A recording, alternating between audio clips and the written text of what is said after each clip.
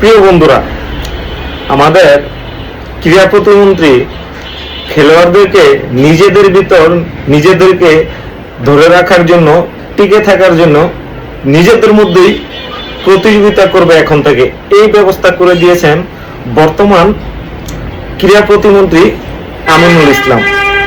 উনি কথা দিয়েছেন, কথা রেখেছেন।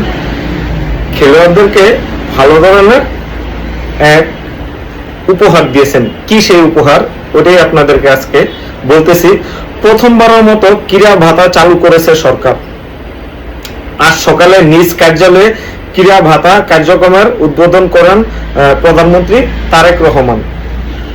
প্রথম পর্যায়ে 129 জন ক্রীড়াবিদকে 1 লক্ষ টাকা করে ভাতা এবং ক্রীড়া কার্ড দেওয়া হয়েছে।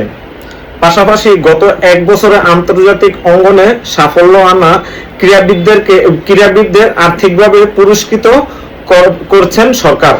এখন থেকে বিভিন্ন খেলোয়াড়, জাতীয় দলের খেলোয়াড়রা প্রতি মাসে 1 লাখ টাকা করে ভাতা পাবেন।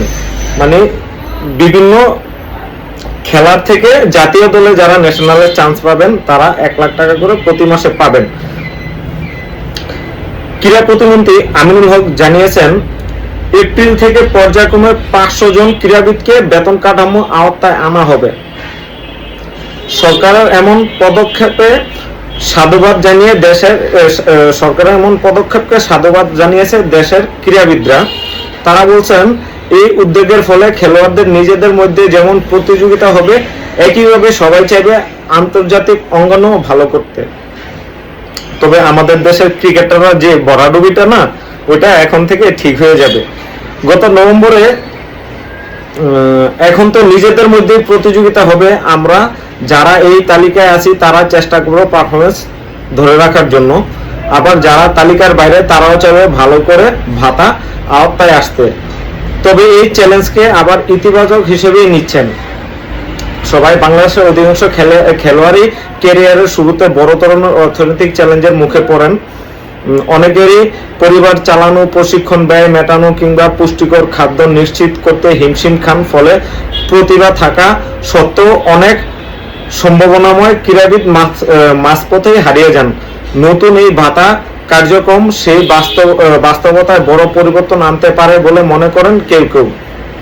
তবে কারণ যে ক্রীড়া প্রতিমন্ত্রী হয়েছে আমিনুল ইসলাম, উনি তো বাংলাদেশের একজন বড় ফুটবলার ছিলেন, গোলকিপার ছিলেন, উনি বাংলাদেশের ক্যাপ্টেন ছিলেন সাবেক। ছোটবেলায় ওনার খেলা দেখেছি।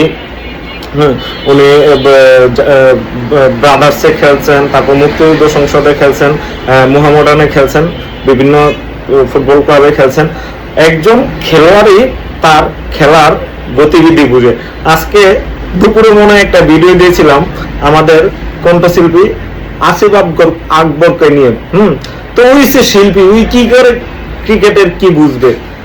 একজন শিল্পী, সে ছোটবেলায় খেলেছে, ছোটবেলায় তো আমরাও ক্রিকেট খেলছি। আমরা কি ক্রিকেট নিয়ে কিছু বলতে পারবো?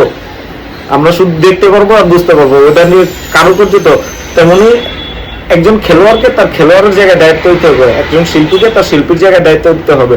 কারণ আসিফ আকবর যা উল্টাপাল্টা কথা বলছে, তাতে করে তার মান সম্মান যা ছিল তা আরো নিচে চলে গেছে, এটা কেউ চিন্তা করে না।